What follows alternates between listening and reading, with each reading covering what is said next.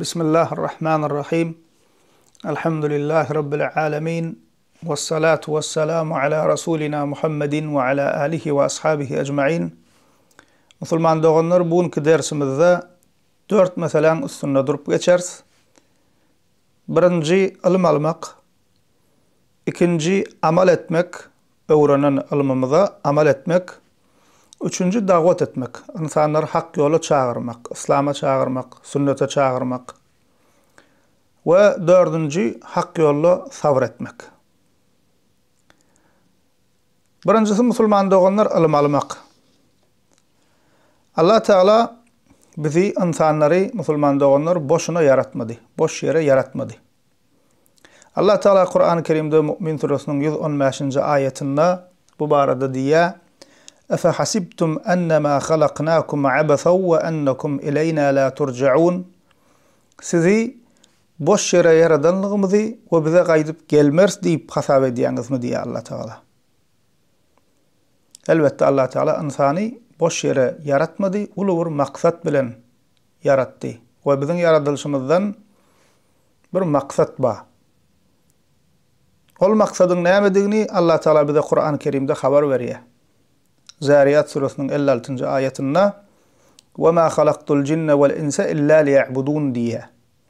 Men cinleri ve insanları dine bana ibadet etsinler deyip yarattım diye Allah Teala. Demek Musulman doğanlar biz boşuna yaratılmadık. Yaratılmamızın dünyada bar olmamızın maksadı ve sebebi var. Ol hem Allah Teala'nı tanımak, Rabbimize iman etmek, Allah Teala'nı birlemek, tevhid etmek ve Allah Teala Rabbimize ibadet etmek. Allah Teala nehil kulluk etmeli. Nehil kulluk edemizde Allah Teala bizden razı bolya.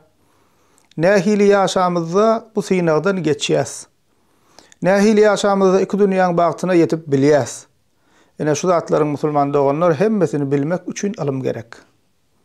Biz öğrenmeli, okumalı.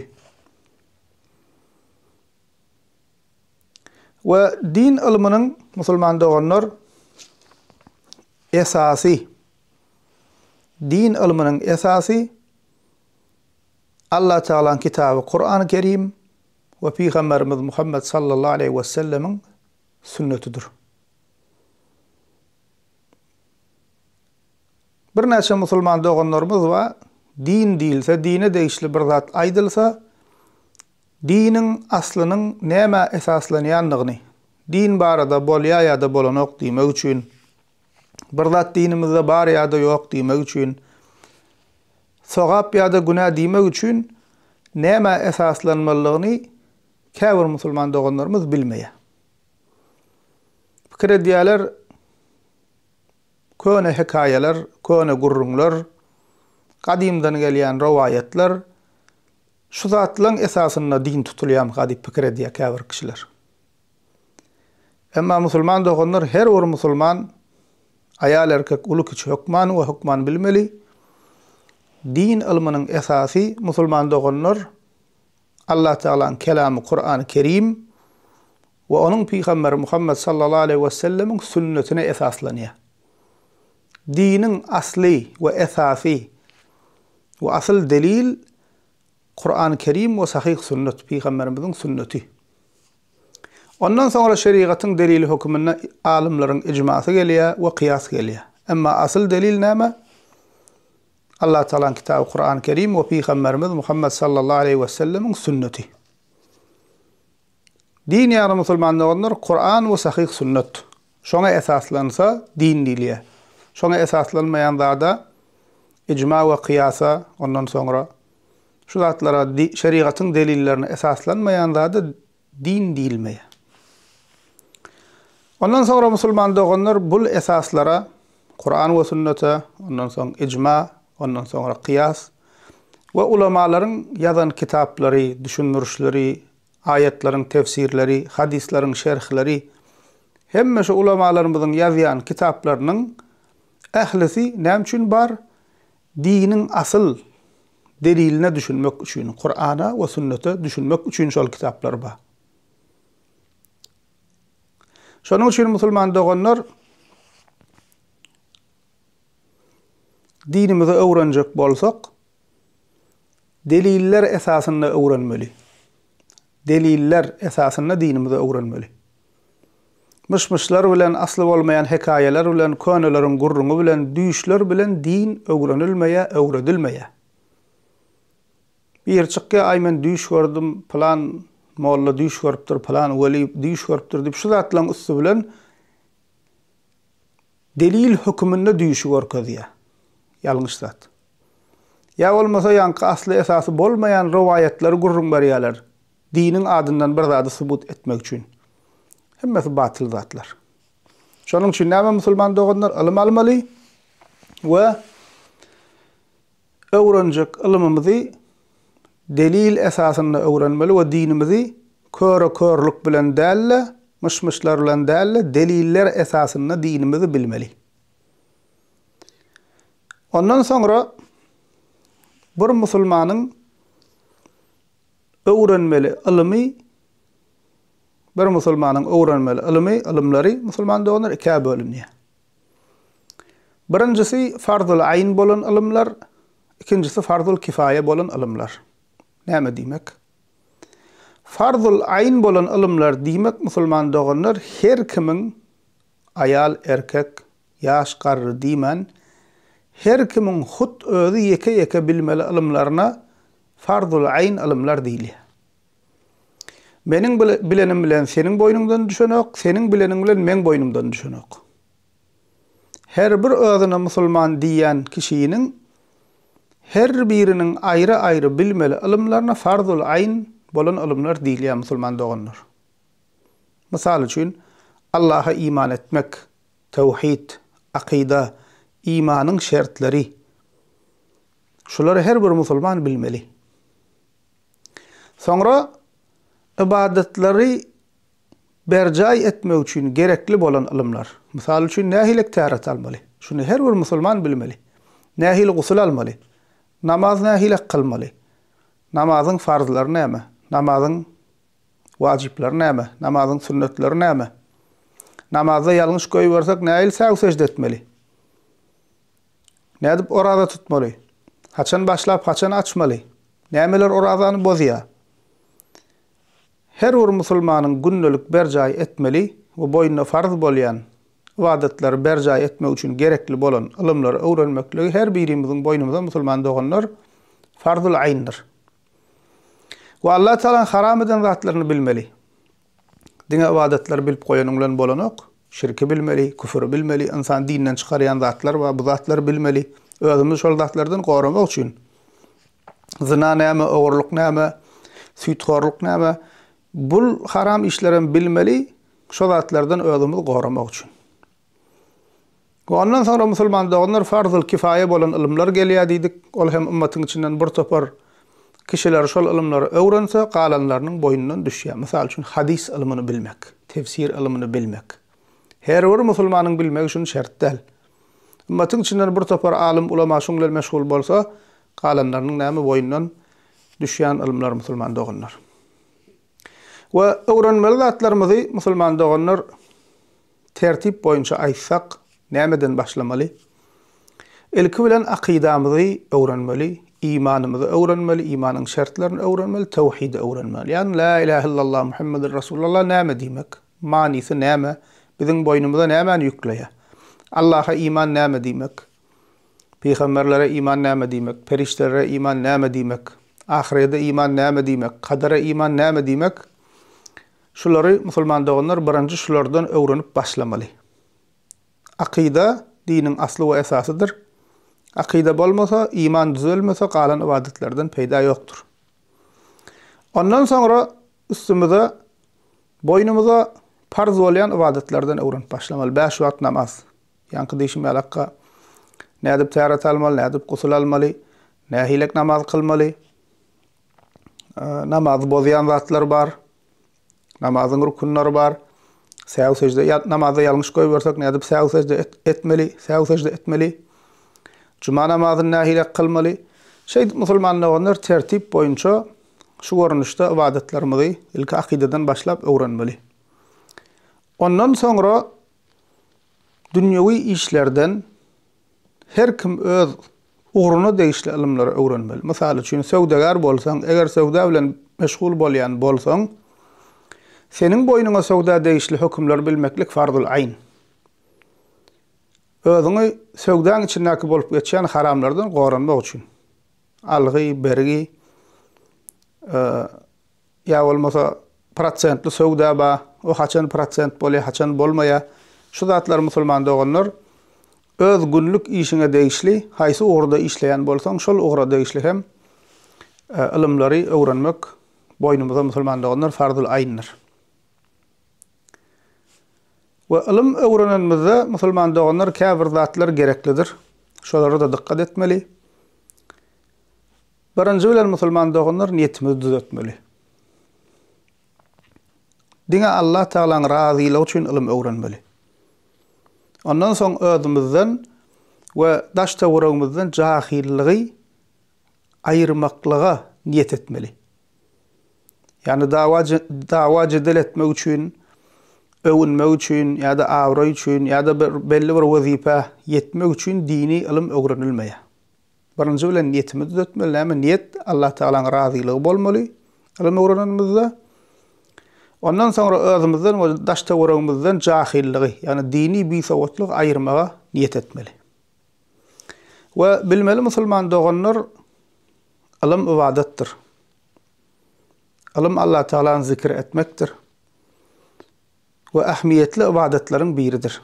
Kur'an öwrenmek, akidany öwrenmek, ders geçmek, sapak almak, dini sapaklar almak, Kur'an-ı Kerim öwrenmek, tecvid almak, şolaryň hemmesi musulman doganlar ibadetdir we uly sogaply amallar. Yani musulman doganlar ilim öwrenmek diýsek bir hob bidal, daşyndan bir gyzyklanma däl, ýa bolmasa boş wagtyma aý gideýin, Kur'an öwreneýin. Bu däl musulman doganlar. Ilim öwrenmek ibadetdir. Ve ilim almak üçin ýadamaly, herekede geçmeli, ýad tutmaly, gaýtalamaly, zähmet çekmeli. Käbir kişiler pikir edýär, ilim öwrenmeli diýse, boş wagtyň bolsa gidip, keypin kok wagty gidip bir zatlar okamaly, öwrenmeli, ýad tutmaly, bolmasa da gezi bermeli. Bu däl musulman doganlar. Nähilek dünýäwi işlerimizde wagt aýryan bolsak, olardan öň dinimizi öwrenmek üçin wagt aýyrmaly. Yüzlöý seredýäs käbir zatlara. Dinimize din ilim diýilse yüzlöý seredýäs. Ähmiýet bermeýäs. Şoň üçin musulmançylyk öňe gitmeýär. Şu aňyry gitse namazymyzy kılıp bilsek, jumağa gidip gelsek bir uly iş bitirdik kak diýäs. Ondan aňyrda öwrenjek, gyzyklanjak bolmaýas. Emma sahabalardan misal alsak, nähilek dinimize, din ilmina, ilim öwrenmekle ähmiýet berýärdiler. Misal üçin sahabalardan biri birje hadisi öwrenmek üçin ýörüýte düýe satyn alyp bir aýlyk ýolagçylyga çykyp hadis öwrenmäge gidýär. Buhari'de gelýär bu. Rahala Jabir ibn Abdullah masirata şehrin ila Abdullah bin Unays fi hadisin wahid diýär. Sahaba Jabir ibn Abdullah radiyallahu anh başga bir sahaba Abdullah bin Unays radiyallahu anh'ın ýanyna gidýär. Ve bu hadisin başka rivayetinde gelýär, Abdullah bin Jabir de düýe satyn aldym diýär. Çünki başka ulagy ýok eken, minip gitmäge. Eşitdim diýär, şol bir hadis bilýän eken diýär. Ölmäkem şonu gidip şondan öwreneýin diýär, bir düýe satyn aldym diýär. Godaňyza getirýäňiz musulmanlar. Birje hadisi öwrenmek üçin ýolagçylyga çykyp gitmeli. Ve o döwrüň ýolagçylyk bu döwrünki alak däl. Gidip gelmezlik wa, janyň orta goýan.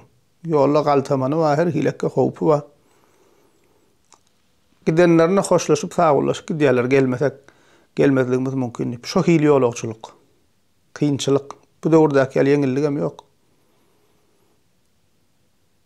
Ýörüýte bir hadisi öwrenmek üçin Jabir ibn Abdullah radiyallahu anh düýe satyn alyp bir aý dowam eden ýolagçylyga çykýa we barýa Abdullah bin Unays radiyallahu anh'ın ýanyna näme? Ölmäkem senden şunu eşdeýinip geldim diýär şu hadisi. Godaňyza getirip bilýäňiz musulman doganlar. Nähilek ilma Peygamber sallallahu aleyhi ve sellem sünnetini öwrenmekle ahmiyet beripdirler. Bu diňe bir misallar, buňa meňzeş misallar kän sahabalar tabiinden ömründen. Başga bir misal Ebu Eyyub el-Ensari, meşhur sahaba radiyallahu anh. Medine'den çykýa Mısır'a gidýär. Uqba bin Amir'in ýanyna. Uqba bin Amir'in ýanyna gidýär. Näme üçin? Bir hadis öwrenmäge, dinlemäge.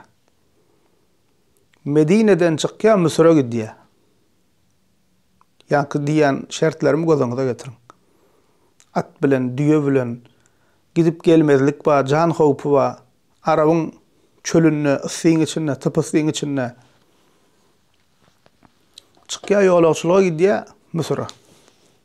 Bu gözeňe getiriň musulman dağlar, bu sahaba. Dini gönü Peygamber sallallahu aleyhi ve sellem'in ağzından öwrenen, aýyny men öwrenenim özüme ýetip gönü Peygamberimizden kän zat öwrendim diýip otursa boljak. Ýa-da ay özüm gidip durmaýyn, gelen gidýän bolsa birinden sonra durna diýse boljak. Emma ýok, näme Peygamber sallallahu aleyhi ve sellem'in hut ağzından eşitdenlik üçin menem şondan özünden eşideýin diýip ýürüýte bir hadis üçin ýolagçylyga gidýär. Ya olmasa Kur'an-ı Kerim'de Allah Teala bize ilim üçin ýolagçylyga çykmaklyga misal berýär. Bu bir kıssany habar berýär. Ol kıssa hem köpüňiz eşitdensiňiz Musa aleyhisselam'ın Hıdır aleyhisselam'ın ýanyna gitmekligi. Bir adam gelip Musa aleyhisselam'a diýär, "Näme senden alim barmy?" diýende, "Ýok" diýär. Allah Teala wahy edýär, "Ýok, plan ýerde men gulumma" diýär, "Senden has alim" diýär. Onda Musa aleyhisselam şoň ýanyna ilim almaga gidýär. Ve şu kıssany İmam Buhari ilim almak üçin ýolagçylyga çykmaklyk bölümine getirýär. Misal hükmünde. Allah'ın Resulü Peygamber Musa aleyhisselam ve peygamberleriň üstünlerinden özünden ilimli biriniň badygyny bilip Hıdır aleyhisselam ol hem peygamber şonuň ýanyna gidýän hem şondan ilim öwrenmekligi. Gözeňde ýetirip bilen musulman doglar. Peygamber aleyhisselam ilim almaga gidýär. Ya bolmasa ýa-ki sahabalar birje hadisi öwrenmek üçin ýurdaşýarlar. Mine şular sahabalar dine, din ilmine, Peygamberimiziň sünnetine şeýle ähmiýet berenlikleri üçin ulu kafir döwletlere de näme islamy ýaýradyp olary musulman etmäge başardylar. Dünýäň o çetine gitdiler, musulmançylygy ýaýratdylar. Indi bize seredeliň. Biz bir öýümüziň içindäki hemme öýümüziň, maşgalamyzyň agzalaryna dinimizi öwredip bilemzok. İslam'a gelip doğru musulmançılığa amal etmeklerine sebep bolup bilemzok. Ama bular dünyanın o çetine gidip kapırlan İslam'a gelmekine sebep bolupdurlar. Näme üçin? Ene şol gayratlar, şol ihlaslar üçin. Ama biz ilim almaly bolsak bir şäheriň içinde ýurdaşmak aňyrda dursun, bir şäheriň içinde 50 sanalyk bahana tapýas, kelläm agyrdy diýäs, işim ma diýäs, aradam kan ay başagy bolaydyk diýäs. Şeýdip ay gün geçip otyr, soraýan näçe süre bilýän? 4 san 5 sanyk. Näçe ýyl namaz okap bersin? Ay 5 ýyl 6 ýyl. 5-6 ýyl namaz okap bersin, özüň 4 san 5 san süre bilýän, onam dogry okadýsan, onam dogry okap bilmeýär. Tejwid ýok, lat ýok, öz başyna öwrendim edipdir, gezip ýör. Ettehiýatyny dogry okadýsan bilmeýär. Aýplap diýemzok musulman doganlar. Gaflatdan oýun olyň diýip diýýäs. Bu ýaltalyk näme üçin bolýar? Näme üçin biz dinimizi öwrenetimiz gelenok? Näme üçin gaýrat edemzok? Ya bolmasa çagasy bolupdyr 7 ýaşynda, 8 ýaşynda, 10 ýaşynda. Çagaňa din ilimini bermek üçin, öwretmek üçin näme etdiň? Hey bir herekete geçdiňmi? Ýok. 14-15 ýaşynda ullukan ýaşy ol gidipdir çagasy, gyýda ogly. Soraýan öwretdiňmi? Kur'an öwretdiňmi? Aqida öwretdiňmi? Bir ahlak dersi, akide dersi geçildimi? Yok. Musulman doganlar, ilim bolmasa musulmançylyk bolmaýar. Dogry musulmançylyk bolmaýar, dogry islam ýaýramaýar. O hayal dünýäsinde uçup ýörsimek biz. Ilme ähmiýet bermän, musulmançylyk islam ýaýrar diýip pikir edýän bolsak, dogry islam ýa-da içimizdäki haramlyklar öz-özünden gider diýip pikir edýän bolsak, biz hayal dünýäsinde uçup ýörsimek. hakikatten gopuk yaşap bört demek. Doğru ilim bolmasa musulman doğanlar doğru İslam'ın bolmaya. Bolar musulmançılık, adı musulman.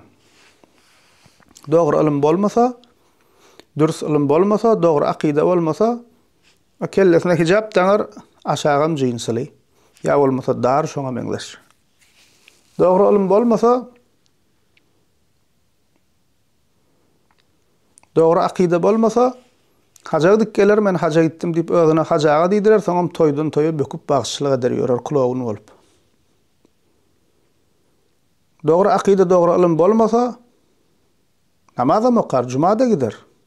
Ama arakıl toyu da gider. Toyunu aragam koyur. Başka haram yerlere de gider. Doğru akide, doğru ilim bolmasa musulmanlar onlar pire gol verdin bir soňam gidip şirk koşar, bidgat çıkarar ya birlat eder.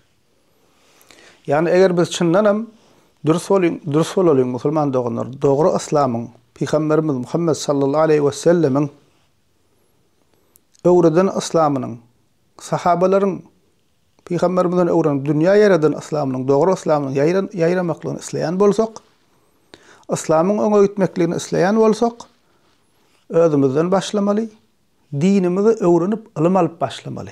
Ilim bolmasa musulmançylyk bolmaýar. Emma ýanky diýenim biz ýerimizden turasymyz gelenok. Gitmege aňyrda dursun, online dersler we şoňa goşulmaga gaýrat tapmaýanlar bolýar. Bul musulman doganlar gaflat, yaltalyk, bigaýratlyk. Emma şol ilim almaga hepde bir gün bolmanna wagt tapmaýan kişi dünýäwi bir zat üçin gije günni işlemäge yaltanmaýar, wagtam tapýar. 5 man üçin. Emma bu dünýäsine we ahiretine peýda boljak ilmi öwrenmek üçin hiç bir gaýrat ýok, ýerinden turmaýar, bir kelle agırdasy gelen ok, bir rahmet çekesi gelmeýär. Demek näme musulman doganlar bul gaflatdan goýanmaly. Sahabalarymyzy Allah olardan razy bolsun görelle almaly. Birje hadis üçin ýurda aşýalar. Sahaba bola gönü Peygamberimiziň agdyndan din öwrenen kişiler şonda da ýene ilim öwrenjek bolup ýurda aşýar. Biz näme? Näçe san sureýatdan bilýän, tejwidli öwreniň muallimden, birje akide kitabyny geçdiňmi başyndan soňra çenni? Birje bir fıkıh kitabyny geçdiňmi namazyň farzy, sünneti näme, secde nähile getmeli, usul taharat farzy, sünneti näme, şu zatlar öwrenmek üçin birje kitap geçdiňmi? Näme musulman doganlar özümde şu soralar soramaly biz. Demek birinji ilim aljak bolsak, niyetimizi düzeltmeli. Allah Taala'nın razylygy bolmaly. Ondan sonra musulman doganlar ilim aljak bolsak, her öwrenjek ilimimizde muallimimiz bolmaly. Öz başyna öwrenmeli däl. Käbir pikir edýär. Internetden Kur'an öwrenir, ondan bir zat dinler, bundan bir zat eşider. O zatlar goýulanma hökmüni dinläp bermeli, öwrenip bolanok diýem yok. Ve asıl bizim ilim aljak bolsak, dogry öwrenjek bolsak, asıl bizim etmeli işimiz musulman doganlar muallimden öwrenmeli. Ve özünden din öwrenjek kişimizin hem onda hem tapylmaly şertler bar. Her kimden din öwrenilmeýär. Ol sellesi bareken, sakal bareken, eýranly okapdyr, arapdy okapdyr, türkde alahydy oturupdyr, gowwagda diýä, mesjitde amam, tesawadan plança Kur'an ýat tutupdyr, arapça bilýär. Bu zatlar biz üçin birinji şert däl. Birinji şert däl. Ay aňarsa şyh eken, aňarsa hoja eken, ýene bir zat eken, bul biz üçin birinji şert däl. Din öwrenjek kişimizde birinji tapylmaly şerti musulman doganlar akidasy ähli sünnet bolmaly. O da bu bidgatçy sopular ýalak ýalandan ähli sünnet diýip ýörler, emma aslynda ähli bidgat olar ýalak ýalandan ähli sünnet bolup ýören bolmaly da dinne bidgat çykaryp. Hakyky ähli sünnet bolmaly, sahabalaryň, selef-i salihiniň ýolundan gidýän bolmaly, dinne bidgat çykarmaýan, dini delil esasynda öwredýän, akidasy dogry kişi bolmaly. Şoňa üns bermeli. Onu nädip biljek? Bir diýmek mümkin, men nerden bileýin akidasynyň nähilikdigini, onu bilsem bolmajakmy diýmek mümkin. On nämetmeli musulmanlar onlar sorap idemeli. Şul adam kim? Näme öwrediýär? Delil esasında öwrediýärmi? Adamlar näme çagyrýar? Özüne çagyrýarmy? Bidgatçy pirler ýalak özüne gol berdirmäge çagyrýarmy? Adamlar öz şahsiýetine çagyrýarmy? Öz jemaatine çagyrjak bolýarmy? Ýa-da Allah Taala şeýle diýdi, Peýgamberimiz şeýle diýdi, insanlar Kur'ana gelin, sünnete gelin, farzlara gelin, sünnete gelin diýärmi? Diýmek näme soramaly, gözlemeli, kim näme bilmeli, anyklamaly we näme öwredýär insanlary delil esasynda delilsiz gurlaýarmy? Şu zatlara musulmanda ona seredip, birinji şertimiz akidasynyň ähli sünnet mi dälligini bilmeli. Sahih Muslim'da Muhammed bin Sirin'den gelýär. Muhammed bin Sirin tabi'inlerden, yani sahabany görenlere bir tabi'in diýäs. Diýä, qal: "Inna hadzal ilma dinun, fanzuru amman ta'khuduna dinakum." Bul ilm diýä, din ilmi. Bu sizin näme dininizdir diýä. Bu onun bir zat dinleýän, wagz dinleýän, internetden okayan ya başka bir yerden kitap alıp öwrenjek bolýan diýä ki üns beriň diýä. Bul ilm sizin dininizdir diýä. Fanzuru amman ta'khuduna dinakum. Dininizi kimden alýanyňyza, kimden öwrenýäniňizi seredin diýä. Demek näme ki musulman doganlar ay ady qari, ahun, pir, cemaat köp, ay medresesi wa Türkiýede näçe ýüz müň adam muň ýyzyna düşüp ýör. Bu zatlar biz üçin näme musulman doganlar? Biz ähli sünnet, sünni musulmanlar üçin bu zatlar biz üçin birinji ölçek däl. Ölçek ilki bilen akidesi ähli sünnet bolmaly. Ondan sonra galan şertler gelýär. Kimden din öwrenipdir? Ustazlary kim? Ýa-ni okutjak ilmini öwrenipdirmi we delil esasynda öwredýärmi? Bu zatlar näme? Ondan soň gelýän şertler musulman doganlar. Kur'an öwrenjekmi? Kur'an muallimiň bolmaly. Akida öwrenjekmi? Belli bir kitap saýlap muallim bilen öwrenmeli, öz başyna öwrenmeli däl. Fiqh öwrenjekmi? Namazyň sünneti farzy, gorada nähilek tutmaly, bolýan bolmaýarmy, ibadetler bolýan zatlar fiqh ilmi diýäs. Fiqh öwrenjekmi? 4 mezhepden birinden öwrenmeli. Her yerden bir zat tapmalylar. Ya bolmasa şunu kunumuzda bar. Mezhep inkarçylar bar. Bular näme mezhepler inkar edýärler. Bu mezhep gerek geldi yani. Ama biz delile wara boljak diýip öz kellesine wara her yerden bir zat çöplep ýörler. O 4 mezhepden birine wara fiqh öwrenmekligi inkar edýänler şu hilek ýalňyş düşünjeli insanlar bar. Fiqh öwrenjek bolsaň 4 mezhepden birinden öwrenmeli. Hususan öz ýurdunda ähli sünnetiň 4 mezhebinden biri bar bolsa, öz ýurdun da ýaýran mezhepden fiqh öwrenip başlamaly. O muallim bilen. Ondan soň bir asıl we esas edineninden soň özüňe, ondan soň öz başyna kitap okap üstüne goşup bermeli. Emma näme? Başta öwrenenmizde musulman doganlar muallimden öwrenmeli, öz başymyza öwrenip öz başymyza netije çykarmaly däl. Ve öwrenenmizde hem ýanky diýişimiz ýalak tertibe dikkat etmeli. İlki öz boynumyza farz bolan ilimlerden öwrenip başlamaly, soňra galan ilimlere geçmeli. Mysal üçin akida bilmeýän bolsaň ilki akidaňy öwren. Akidaňy bilen ok gidip peýgamberlerin kyssasyny öwrenjek bolýan bu ýalňyş. Kur'an bilen ok namazyny dogry okap biljek derejede namaz kılmaklyga yeterlik derejede Kur'an bilmeýän, tejwid bilmeýän, mahrajlary dogry aýdyp bilmeýän gidip hadis öwrenjek bolýan. Bu musulman dogan näme ýalňyş. We her bir ilimde kiçisinden başlap ula dogry gitmeli. Her ilimde de şeýle. Mysal üçin tejwid öwrenjekmi ýeňilje gysgaça bir kitapdan başlamaly, soň giňişleýin we jikmejik öwredýän kitaplara geçmeli. Hadis öwrenjekmi 40 hadisden başlaýan, ondan soň başga kitaplara geçmeli. Käbir pikirde hadis öwrenjek diýip gonu gidip Buhari satyn alyp şondan okap öwrenjek bolýar, bu ýalňyş. Buhari öýüňde bolsun, gör seret, oňa gurrun ýok. Emma näme? Hadis ilmini öwrenip başlajak bolsaň gidip ul kitaplara ýapyşmaly däl. Kiçisinden başlamaly.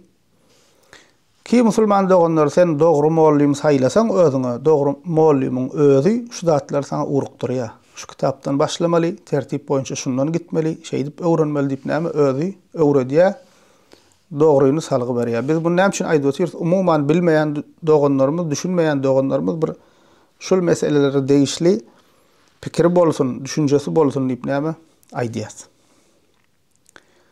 Ve ilim öwrenmekde musulman doganlar dogry usuly ýoly bilmeýän kişi we şoňa dikkat etmeýän kişi dogry düzgün ilim öwrenip bilmediňe wagt ýitirer.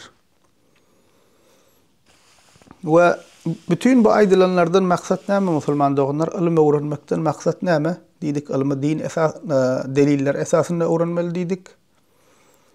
Maksat näme? Allah Taala'nın razyligi, Rabbimiz Allah Taala'nın Kur'an'da we sünnetde bize öwredilişi ýaly tanamak, Rabbimizi bilmek, Peygamberimiz Muhammed sallallahu aleyhi ve sellem'in sünnetini öwrenmek we dinimiz İslami delilleri bilen öwrenmek musulman doganlar. Kur'an we sünnetten ilim ve ilim öwrenmekliň fazileti barada delillere seretsek, Allah Taala Kur'an-ı Kerim'de diýär: Zümer surasının 9. ayetinde "Kul hel yestevillezine ya'lemune vellezine la ya'lemun innema yetezekkeru ulul albab." Bilenler bilen bilmeýänler deň bolarmy diýär Allah Taala. Buna diýär akyllar düşünüp öwret alar diýär. Yani Allah Taala bilenlerin, ilimlilerin derejesinin, ilim öwrenenlerin derejesinin ýokardygyny we bilmeýän jahiller bilen deň bolmajakdygyny aýdýar. Ebu Davud'da ve Tirmizi'de sahaba Ebu Derda radıyallahu anh'tan gelen hadisinde Peygamberimiz sallallahu aleyhi ve sellem diye: "Men seleke tariqan yatlubu fihi ilmen, selekallahu bihi tariqan min turuqil cenne ve innel melaikete leteza'u ecnihataha ridaan li talibil ilmi. Ve innel alim le yestagfir lehu men fis semawati ve men fil ard. والحيتان في جوف الماء وإن فضل العالم على العابد كفضل القمر ليلة البدر على سائر الكواكب وإن العلماء ورثة الأنبياء وإن الأنبياء لم يورثوا دينارا ودرهما إنما ورثوا العلم فمن أخذه أخذ بحظ وافر." diýär Peygamberimiz sallallahu aleyhi ve sellem, kim ilim almak üçin bir ýola girse Allah Taala onu cennete giden ýollardan bir ýola salar diýär. Başka rivayette gelýär, onun cennete giden ýoluny Allah Taala yeňilleşdirer diýär. Ve perişteler talibul ilmin, yani ilim öwrenýän talibe diýär, kanat ýoluna, kanatlaryny açarlar, kanatyny gererler diýär Allah Taala'nın dinini öwrenýänligi üçin. Ve alim kişi göklerde ve yerde, hatta näme deňizdäki balyklar içenni magfiret diler diýär. Alim kişi. Ve alimin abide bolan, adeti bir kulluğa edip beren, ibadet edip beren musulmana bolan üstünlüğü aylyk ýejedäki aýyň beýleki ýyldızlara bolan üstünlüğü ýalakdyr diýär. Aradaky tapawut şonuň ýalakdyr diýär. Ve peygamberler özlerinden soň ve innel ulema warasatul enbiya, ulamalar, alimler diýär peygamberleriň miras düşerleridir. Çünkü peygamberler özlerinden soň dinar we dirhem, yani pul miras koymadylar. Olar peygamberler özlerinden soň ilim goýdular. Kim şol ilimden alsa uly bir pay nesibe alan kişidir diýär. Yani pikirleriň musulman doganlar, sen ilim öwrenip, Kur'an öwrenip, sünnet öwrenip, peygamberimizden, sahabelerden gelen ilimleri öwrenseň, Peygamberimiz sallallahu aleyhi ve sellem'den galan mirasdan pay alan ýalak bolýan. Özüň näme şondan bir paýwent bolýan. Bu da bize alimleriň we ilim öwrenmekligiň ähmiýetini, sogawynyň uludygyny görkezýär musulman doganlar. Ebu Derda radıyallahu anh diýär sahaba: "Kun aliman aw mutaalliman." diýär. Başarsan alim bol, bolmasa ilim öwrenji bol diýär. Talibun ilim bol, aw muhibban. Bolmasa näme? Şolar gowwarýanlardan bol. Aw muttabi'an ýa-da ilim öwrenýänlere eýerji bol diýär. "Wa la takunil khamisah fatahlik." Emma 5-njilerden bolma helak bolarsyň diýär. Onu sorayalar 5-nji helak boljak kim diýenne ol aýdýa el-mubtadi'u diýe, bidgatçy diýe. Bidgatçy diýip biz kime diýäs musulman doganlar? Din adyndan delilsiz ona medber, buna medber, o da sogap, bu da sogap şu dine täze zatlar goşýan kişilere bidgatçy diýilýär. O bidgatçylaryň bidgata düşmeginiň asl sebebi näme? Sahabalarymyzyň goýup giden dogry ýolundan, menhejinden, metodundan uzaklaşmaklary. Dogry dürüst ilme eýermezlikleri ýa-da ellerine ilim baran bolsa şonu sahabalaryň düşünýäli düşünmän öz kellelerine görä düşünýänlikler üçin bidgatçy bolýarlar. Ondan soň musulman doganlar ilim öwrenenmizden soň ikinji zat näme? Amal etmek. Ilim öwrendik, dinimizi bildik, boynumyzyň borjy näme musulman doganlar? Wajibi amal etmek. Amal ilimiň miwesi diýe. Bilip koymak bolmaya, ýanyny hukman näme musulman doganlar? Amal bolmaly. Dinimiz, İslam dini, ilim we amal dini. Ilim we amal dini. Öwrenmeli we amal etmeli. Öwrenmeli we amal etmeli. Amal, musulman doganlar, ilki bilen farzlarymyzy berja etmeli, ondan soň ýanyna sünnetler bolmaly, ondan soň namaz, roza, zekat, hac, fitre, cuma, soňra ýagşylyk buýurup ýamanlykdan gaýtarmak, Allah Taalaň haram eden zatlaryndan uzak durmaly. Her işimizde Allah Taalaň razylygyna göre, her bir işimizde Allah Taalaň razylygyna göre hereket etmeli. Toýumuz, ýasymyz, üýşmelegimiz, hemme zadymyz, geýnişimiz Allah Taalaň razylygyna, dinine göre bolmaly. We möhüm zatlaryň biri musulman doganlar ahlagymyzy düzeltmeli. Her bir işte, maşgalamyzda, goňşymyz bilen işimizde, söwdamyzda ahlagymyzy, musulman kişi ahlagyny düzeltmeli. Peygamber sallallahu aleyhi ve sellem'in öwredişiýalyk. Kur'an we sünnetde bize öwredilen zatlar musulman doganlar şunça ayet, şunça hadis hemmesi bizim amalymyzy düzeltmek üçin. Bizi dogry amala gönükdirip, dogry amala etmekligi öwretmek üçin. Ýöne billik goýduk, oňlan bolmaýar musulmançylyk. Ya hepde bir cuma gittik, kılsak 5 wagt namazymyzy kıllyk, boldy, tamam boldy. Ýok, beýle däl. Bundan başga da etmeli amallarymyz var. Haramlardan hem kaçmaly. Ahlakymyzy hem düzeltmeli, geýnişimiz hem İslama göre bolmaly, toýmyz hem İslama göre bolmaly, üýşmelegimiz hem İslama göre bolmaly, söwdämiz hem İslama göre bolmaly. Kur'an we sünnet biziň amalymyzy düzeltmek üçin bar. Ýöne bilip goýmak üçin däl. Ve Kur'an-ı Kerim'de ta başından soňra geçenni iman edip salih amal edenler öwülýär. Salih amal edenler öwülýär. Mesela çünkü Allah Teala Kehf suresinin 107. ayetinde diye İnnellezîne âmenû ve amilussâlihâti kânet lehum cennetul firdevsi nuzula. İman edip ve salih amel edenlere Firdevs cenneti badır diye. Kime? İman edip ve amilussâlihat, salih amel edenlere diye.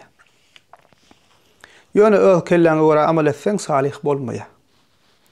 Haysa amala salih diýilýär musulman doganlar, Peygamberimiz Muhammed sallallahu aleyhi ve sellemin sünnetine laýyklykda edilen amala salih amal diýilýär. Misal üçin bir bidgat çykaryp, öz ýanyndan sogap mı diýip şoňa meňzeş bir zatlar etsen, mevlid diýýär şoňa meňzeş bir zat, bular salih amal bolmaýar. Näme üçin? Çünki Peygamberimiziň sallallahu aleyhi ve sellem sünnetine laýyk däl, Peygamberimiziň sünnetine, sahabalaryň amalyna bu hildat bolmandyr. Ya da özüňçe bir namaz oýlap tapyp plança gecede kılınýan plança rekatlyk namaz diýsen, bu salih amal bolmaýar. Çünki Peygamber sallallahu aleyhi ve sellemin öwreden zady däl, sahabalaryň eden işi däl. We şoňa meňzeş islendik öz ýanyndan sogap mı diýip, welew ki oň ýanyndan getirip Kur'anym goşsaň, salawadım goşsaň, sadakanım goşsaň, bir asly esasy bolmayan amal salih amal hasaplanmaýar. Ve Allah Teala salih bolmayan amal hem kabul etmeýär musulman doganlar. Şoň üçin näme? Amalymyz amal etmeli we amalymyz hem salih bolmaly. Salih amal boljak bolsa hem Allah üçin edilen bolmaly, niýetiň diňe Allahyň razylygy üçin bolmaly we Peygamber sallallahu aleyhi ve sellemin sünnetine laýyklykda bolmaly musulman doganlar. Ondan sonra üçüncü zat dagwat etmek. Dagwat näme musulman doganlar? İnsanlar İslama hak ýola çağırmak. Allah Teala'nın farzlaryna, Peygamber sallallahu aleyhi ve sellem sünnetlerine çağırmaly insanları, yamanlykdan gaýtaryp ýagşylyga buýurmaly. Dağwatın musulman doganlar şerti ba, şol şertleri bilmän we öwrenmedik kişi dağwat etmeli däl. Sebäbi näme? Ziýan berýär. İnsanlar dinden gaçyrýar. Öz ýandan höwäslänip öwretjek bolup bulaşdyryp meseleleri dogry düşünürip bilmän ýa insanyň ýalňyş düşünmegine sebäp bolýar ýa-da insanyň asla dinden gaçmagyna sebäp bolýar. Şonuň üçin dağwat etjek kişi şol esaslary bilmän, öwrenmän dağwat etmeli däl, dağwat etse de ziýan berýär. We birinji zat dağwat etjek kişide bolmaly musulman doganlar ilmi bolmaly. Ilmi bolmaly diýänimiz o 20-30 ýyllap okumaly, alim ahun bolmaly diýdigimiz däl. İnsanlary öwretjek meselesinde ilki özü düşünmeli, özü bilmeli. Misal üçin tawhidi öwretjekmi, ilki özüň öwren tawhidiň nämedigini. Namaza öwretjekmi, ilki namazyň nähile kılynýanyny özüň dogry öwren, ondan soň gel dogany nämen namaz okumakly öwrendim. Senem okumayan gel, okuman gezip öwren bolsaň şu bolmaýa, musulman namazyny okumaly, gel men sana öwredeýin diýip öwret. Bilýäniňi dogry öwreneniňi öwret. Emma bilmeýän ýerinde özüňden goşma. Bilmeýän ýerine men bunu bilemek, soramaly, öwrenmeli. Demek näme öwretjek we çagyrjak zadyňda musulman doganlar ilmiň bolmaly, şol meseleni ilki özüň bilmeli. İslendik mesele hem şeýle. Ondan soň musulman doganlar dağwat etjek kişiňe bir ýagdaýyna nazara almaly. Yani mesela aýdýan, çağa öwretmek bilen namazy ul adama öwretmek ikisi deň däl. Ya da cennet cehennemi bir ul adama düşünürmek bilen çağa düşünürmek deň däl. Bu insanyň aň düşünjesi deň däl. Şoň üçin dağwat etjek kişiň ýagdaýyny nazara almaly. Ýaşap ýören jemgyýetini, däwini, desuruny nazara almaly musulman doganlar. Misal üçin kapyra dağwat etjek bolsak biz näme diýäs? Namaz okudyýymyzda ilki şoňa orada tutdyýymyz. İlki musulman bolmaklyga çagyrýas. İslama girdiýäs, İslam dininiň haklygyny, ahyrky Peýgamber Muhammed sallallahu aleyhi ve sellem dini, Kur'an-ı Kerim'in Allah Teala'nın ahyrky Peýgamberi ugradan ahyrky kitabydygyny we biz ahli peýgamberler kabul edýändigimizi şeýdip düşündirip İslamyň haklygyny beýan edýäs. Emma jahil musulmana Allah iman etdim diýär, Peýgambere iman etdim, Kur'ana iman etdim diýär. Biz muňa ey sen musulman bol diýemiz, o musulman şeýledi. Emma näme diýäs, ey musulman dogan, musulman bolsak bir namaz gezip görmek dogry däl. La ilahe illallah Muhammed Resulullah diýen, howa umumyna kabul edýän, emma şuň manysyny bilmeli diýip olary musulmanlary jahil musulman towa gelip boynuna farz bolan amallar etmäge çagyrýar. Yani ikisiniň ýerini bulaşdyrmaly däl musulman doganlar. Ve ilki bilen insanlary tawhide çagyrmaly. Köplenç öwretjek diýip barada bol namaz kıl. Ay gel cuma kideyin. Ay sen nämet ýa bolmasa örtünmeýän aýal maşgala bolsa derrew oňa başyny örtjek bolýar. Şol ýalňyş usul musulman doganlar. Birinji bilen tawhidi düşünürmeli, imany düşünürmeli. Ol kişiler imana, tawhidi düşünse, sen ona namaz kılma diýseň özü diýer, maňa da öwret diýer. Ya bolmasa başyna näme üçin İslam'a göre näme üçin geyinmeligini bilse, bir zenan maşgala näme üçin Allah Teala'nın yaradanlygyny, zenanyň boynuna nämeleriň farz bolýandygyny düşünse, imany bolsa özü onu diýer. Pikirlenip başlar, men näme musulman zenan İslam'a göre men geyinmeli diýer. Şonuň üçin ilki bilen imani, tawhidi düşünürmeli. Allah Teala bizi boşuna yaratmady, özüne kulluk üçin yaratdy, bize peýgamber ugratdy, Kur'an-ı Kerim'i indirdi. Bizim boynumuzun borcu, birinci borcu Allah Teala kulluk etmek. La ilahe illallah diýmek, Allah'tan başka hak ilah yoktur diýip batıl ilahlar reddetmek. Ýüregiňde diňe Allah bolmaly, Allah inanç bolmaly, Allah'a bilip almaly, diňe Allah'a tewekkül etmeli. Şol birinci iman we tawhid düşünürmeli musulman doganlar, akide düşünürmeli. Ondan soň näme galan zatlar öwredilmeli. O dünýäge gidip gelen barmy diýip oturana ýa-da Allah Taala barada ýalňyş düşünjesi bolan kişi gowy ahlak öwretmeň hiç il peýdasy ýok. Ýa-da namaz öwreden gelsäňe diýmekliň hiç bir peýdasy ýok. Çünki onuň tek näme? İmanyny, akidasyny bir öwrenmeli, düşünmeli zatlar bar, şüphesi bar. Ya olmasa o dünya gidip gelen barym diýip oturanın aslan tek musulman däl, ol özüne musulmanam diýse, çünki ahirette şüphe edenin imany iman bolmaýar. Ya olmasa mysal üçin tek akidawy meseleler gowy bilmeýän adama gidip fıkhi meseleler düşündirmek, şoň bilen meşgul etmek. Dini meselede hiç ilmi maglumaty ýok. Oň ýanyna baryp ol alim bey diýdi, bul alim bey diýdi, mezheplerin arasynda ihtilaf. Bu zatlar gerek gel musulmanlar doganlar. İlki bilen näme tawhid akidany düşündirmeli. Ondan soň bir kişiniň boýuna farz bolýan zatlar, namaz, cuma namazy mysal üçin, ýyllar Ramazan, şu edip tertip boyunca öwredilmeli musulman doganlar. Dawat etjek kişi näşe zatlara näme nazara almaly, öwrenmeli, bilmeli. Ali radiyallahu anh diýär: "Haddisun nasa bima ya'rifun, atuhibbuna an yukazziba Allahu we rasuluhu." İnsanlara diýär, düşünjeleri, akyllar derejesinde düşündürün diýär. Allah we Rasulny yalanlamagyny, Allah we Rasulynyň yalanlanmagyny, inkar edilmegini isleýäňizmi diýär. Yani sen yanlış yerden, yanlış görünüşde ya da davet eden insanın an düşüncesini nazara alman kavratlar düşünürsen hatta doğruları inkar etmegine hem sebep bolup bilýän. Ya olmasa davet etjek diýip iýrip adamlar iýirdirip ýüregine düşüp şo birde gaýtalap bu da däl musulman doganlar. Her bir zat öz ýerine, ölçegine, mukdaryna bolmaly. Käbir kişiler şoň alak bolýar, özi towa gelýär, erbet ýetinden, gowy ýetinden, şo begenip derrew şo öz bilýänini başgasyna ýetirjek bolup, bar bilýänini bir gün aýtjak bolup, karşydakynam ýada diýär, hiç de düşünürmem bilenok. Şu zatlaram näme musulman doganlar dawatda üns bermeli. Ve bilmeli musulman doganlar islama dawat peýgamberleriň ýoludur. Her musulman hak ýoly öwrenenden soňra, özü bilenden soňra, ýanky ýalak diýdi, birinji özü bilmeli. Ondan soň başgalaryna öwretmeliler musulman doganlar. Her birimiziň näme şol bilenmizden, başaranymyzdan insanlara hak ýoly ýetirmek, düşündirmek, dogry ýola çağırmak hemmemiziň boýnumuza düşýär.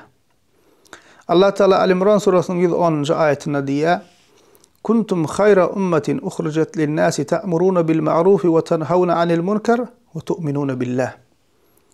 Siz insanlar üçin çykarlan en haýyrly ummatsyňyz. Siz ýagşylyga buýurup ýamanlykdan gaýtarýarsyňyz we Allah'a iman edýärsiňiz diýär. Biz en haýyrly ummat. Bul haýyrly ummatyň en uly wasyplaryndan biri näme? Allah'a iman edýärler we ýagşylyga buýurup ýamanlykdan gaýtarýarlar. Biziň en gowy wasyplarymyzyň biri şu bolmaly. Biz bu wasypy özümizden ýitirsek, bizden bu haýyrlylyk wasypymyz näme musulmanlaryň şo mukdarda azlygy bolýar. Biz haýyrly ummat näme üçin biz ýagşylyga buýurup ýamanlykdan gaýtarýas, Allah iman edýäs. Bu ummatyň wasypy şol, ýagşylyga buýurup ýamanlykdan gaýtarmak özümüz bilip öwrenenimizden soň.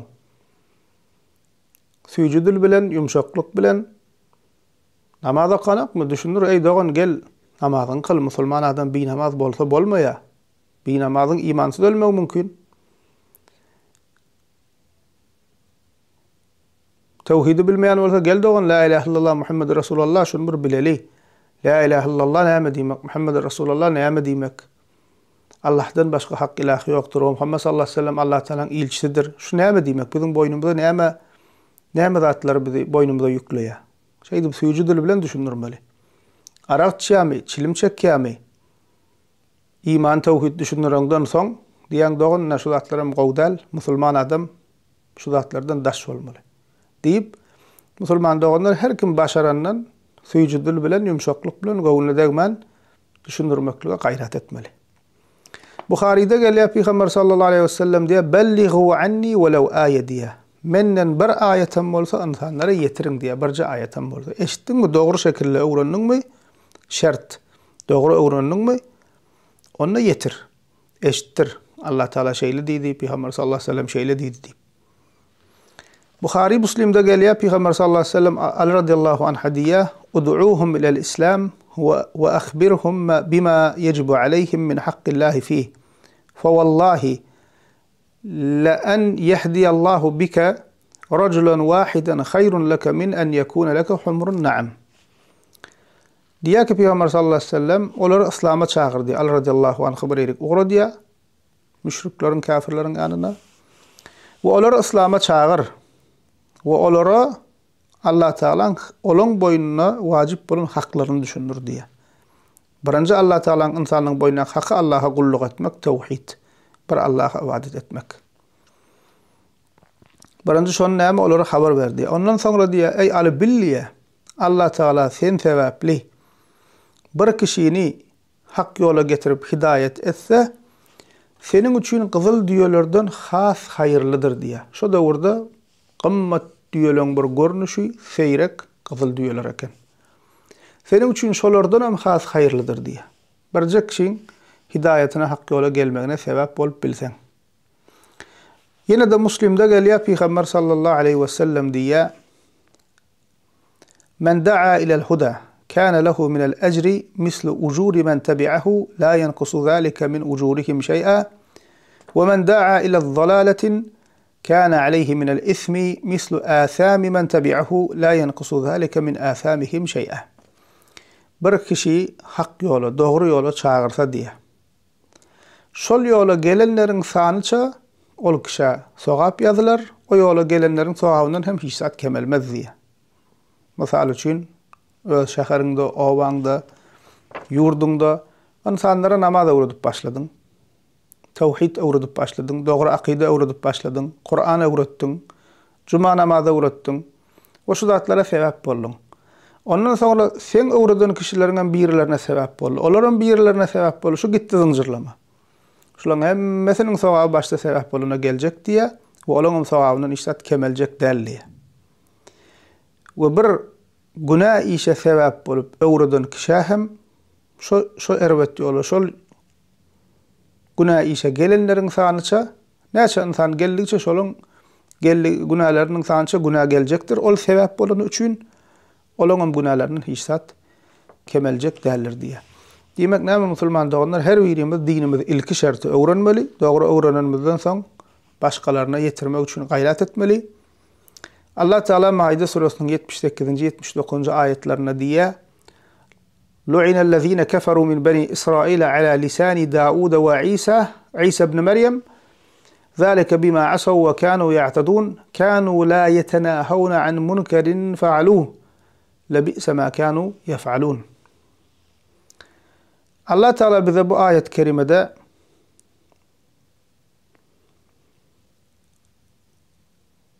Beni İsrail'in lagnata uçramagynyň bir sebäbiniň hem ýaşylygy buyurup ýamanlykdan gaýtarmakly taşlandyklaryny haber berýär Allah Taala. Karşı çykyp öte geçenler sebäpli İsrail ogullarynyň kapyr bolanlar Daud we İsa aleyhisselamyň dili bilen lagnatlandylar diýe. Näme üçin? Karşı çykyp öte geçenler sebäpli. İsrail ogullardan kapyr bolanlar lagnatlandylar diye Daud ve İsa aleyhisselam'ın dili bilen. Ve o lagnatlananların vasfı näme? Näme erwet vasflar badi? Şu erwet vasflarının birem olar öz aralarına edýän erwet işlerinin biri-birini gaýtarmaýadylar diye. Demek haram iş edilip durka ona karşı çykmazlyk, şirk edilip durka ona karşı çykmazlyk, karşı çykmak diýdiğimiz uruşmaly diýdiğimiz däl musulmanlygyny düşündirmek. Yumşaklyk bilen, süýjüdül bilen, emma hakdy berip turup ay borlay diýip hissat bolmadyk ýaly gezip görmek lagnata sezebar bolmakdyr. Şonuň üçin näme musulman doganlar dagwata da ähmiýet bermeli. Ondan sonra musulman doganlar ilm diýdik, amal, dagwat we dördüncü näme musulman doganlar sabr etmek. Hak ýolda bolsaň, hak ýola çağırsaň sabrly bolmaly, çağırjak kişi. Çünki atdakjak, zulm etjek köp bolýar. Şeytan üçün en howply we en ýigrenji adam dinini öwrenip başgalaryna ýetirýän kişidir. Şeytana öz tarapdarlar insanlar hak ýoldan aýyrjak bolup ýör, azaşdyrjak bolup ýör, insanlar şirke, bid'ata, hurafa, haramlyga düşürýär, binamslyga düşürýär, ahlaksızlyga düşürýär. Senin berden Allah Taala'nın kitabyny, Peygamber sallallahu aleyhi ve sellem sünnetini öwrenip insanlara öwredip başlasaň, şeytan üçün senden ýigrenji adam ýok. Ondan soň özü Ins we jinsler sen näme öz azyran kişilerin sana garşy herekete geçiriyor. Ondan bu hayırlı yerden başlayalar sana hücum etmeye, at takmaya, zulüm etmeye, haksızlık etmeye. Hak yolla bolan insanın başına şu zatlar gelip biler. Peygamberlere geldi şu ýagdaý, peygamberlere at taktılar, eziyet ettiler. Öldürülenler bolly, urulurlar, söwüldüler. O Muhammed sallallahu aleyhi ve sellem'in başına şu ýagdaýlar geldi. Allah Teala Zariyat suresinin 50. ayetinde diye "Kezalike ma atellezine min qablihim min rasulin illa qalu sahirun aw majnun" diye. Şeýle de özlerinden öňgelen peygamberlerden ol jaduwy ýa-da däli diýilmedigi ýokdur diye. Näçe peygamber gelip geçen bolsa, hatta peygamberlere hem at takyp galypdyrlar. Ol biz ýalak adaty bir musulmana aňyrda dursun. Hatta peygamberler, hatta ululu alimler geçipdir şol ümmetden, şolar da bir zat galypdyrlar. Ebu Hanife rahmetullah at takypdyrlar. İmam Ahmed'e eziyet edipdirler. İmam Şafi'i, İmam Malik'e hemmesinin ömür beýanyny okayan eziyet edip goýupdyrlar. Hatta İmam Buhari şonuň üçin näme musulman doganlar hak ýolda bolsaň eziyet hem gelip biler. Şu döwürde mysal üçin insanlar hakka çağırıp tawhide çağırsaň birinji bilen sana kim garşy çykýar? Ähli bidgat. Bidgatçı ahun molla garşy çykýar. Aýna bul Wahabi, Selefi bir zat diýip näme at takyp başlaýar. Sen insanyň gözüne garalajak bolýar diýmedik zadyň diýdi diýe, öwliýalara söýgdi diýe, ay mezhebin kär diýe diýe, kerametin kär etdi diýe, o musulmanlara müşrik diýdi diýe, hiç diýmedik zadyň diýdi diýerler. Töhmet etdiler. O garalajak bolýar, ýigrendirjek bolýar. Diýmek näme musulman doganlar? Hak ýolda bolan kişiň we hakka çagyrýan kişiň başyna şu zatlar gelip biler. Şonuň üçin hak ýolda kişi sabırly bolmaly. Dagwatda alamawrunna sabırly bolmaly. Ondan soň sabır diýemizde musulman doganlar Allah Taala ibadetde sabırly bolmaly. Haramlara garşy özümizi saklamakda sabırly bolmaly, nefsimi tutmakda. Bu Allah Taala'nın takdirine sabırly bolmaly. Dünýä her hilek zat başymyza gelip biler. Hassalyk, kıyınçylyk, gariplik, her hilek zat başymyza gelip biler. Allah Taala'nın näme takdirine sabırly bolmaly musulman doganlar. Diýmek näme boldy? Jemlesek, birinji ilim almaly. Ilim mejlislerden gopmaly däl.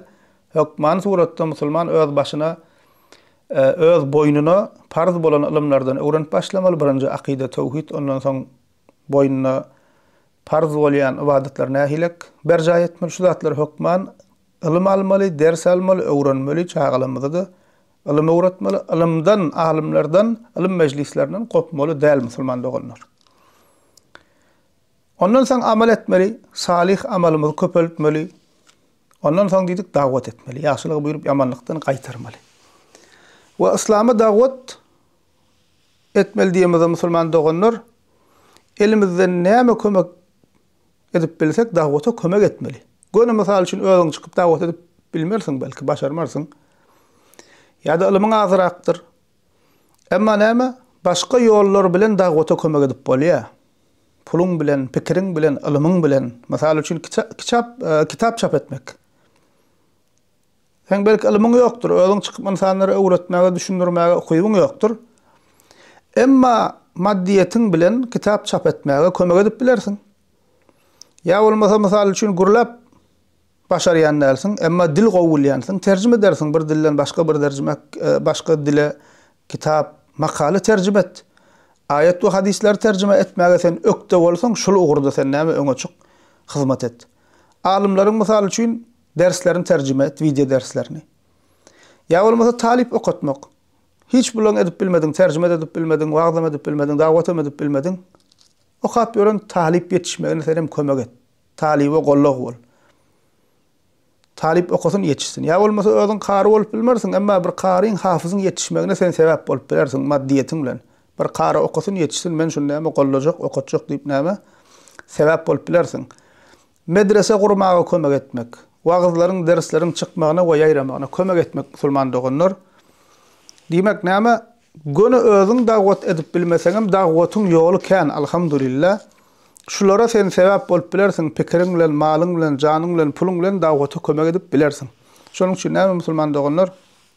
Dawat diýsekdiňe çykyp gurulan bölmek, wagz etmelmek diýmeler, insanyň hakka gelmegine Hakka gelmek üçün näme etmeli bolsa, sen hem şo ýola kömek etsen, ol hem näme dagwata kömek bolýar musulman doganlar. O diýdik hak ýolda sabırly bolmaly, ýadamaly däl, irmeli däl, berk bolmaly Allah Taaladan sebat dilemeli diýdik musulman doganlar. Ene şu 4 zat we şu 4 zat musulman doganlar şu döwürde iň uly jihatlaryň biri. Şoňa üns beriň. Iň uly jihatlaryň biri şol. We şunu edýän kişi mujahit. Ilme öwrenmek, amal etmek, dagwat etmek we sabr etmek. Iň uly jihatlaryň biri şu döwürde. Çünki biziň ummatymyzyň şu wagtky ýagdaýda bolup durmagynyň şu içimizdäki haramlyklar, şu içimizdäki agzalylyklar, kafirlaryň musulmanlara eziyet edip durmagynyň asyl sebäbi bizden, biz sebäpli bolup dur. Biz öz amalymyzy düzedemzok, biz dogry şekilde dinimizi eýeremzok, biz akydamyzy düzedemzok, biz musulmandan agzybir bolmaklygy üçin, Kur'an sünnete gelmekli üçin zahmet çekemzok. Şonuň üçin hem kafirler bize musallat bolup dur. İçimizde haramlyk gaýrap otyr, bihayalyk, bihijaplyk, şirk, bidgat şulatlar. Näme üçin? Çünki biz ilim alyp amal edip dawat edemzok. Şu zatlaryň aýrylmagy üçin, hakyny aýramak üçin herekete geçemzok. Şoň üçin bolup dur. Yani gözüňize getirin musulmanlar bir ýurdy bir düşman basyp alyp duran bolsa. Hay maňa näme diýip otursaň bolarmy? Watanyny gowurýan adama maňa näme diýip oturma, herekete geçme. Her kim başarandan şu düşmanyň öňünde durjak bolaly diýer. Dagwatda ilmde de şeýle musulman doganlar, cehalet biziň üstümize gelip otyr. Dini bisawatlyk biziň üstümize gelip otyr, hüjüm edip otyr. Küfür we şirk, bihayalyk, binamyslyk, ahlaksyzlyk biziň içimize gelip otyr. Cehaletiň oklary biziň üstümize gelip otyr. O canly düşmandan beter bul. Çünki bul cehalet insanlaryň beýnisini basyp alýar. Düşman gelse ýurduň basyp aljak bolar, bugün bolmasa ertir güýçlenersiň, çykararsyň, howarsyň. Ya özleri dagap gider. Emma iň howplusy musulman doganlar beýnileriň basyp alynmagy. Bu düşmanyň topragyny basyp almaklygyndan has korkunç. Cehalet insanyň kellesine alýar, kellesine hakimiyet gurýar düşünjesine. Ondan ol insan Kur'an bilen tersleşip başlaýar. Ondan ol insan musulmançylyk bilen tersleşip başlaýar.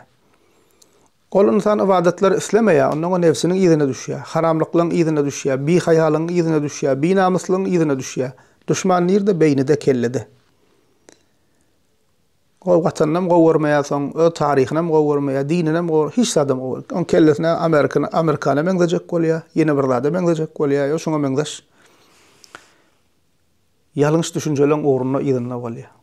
Diýmek näme musulman doganlar, näşul jehaletin koşunlary biziň üstümize gelip dur.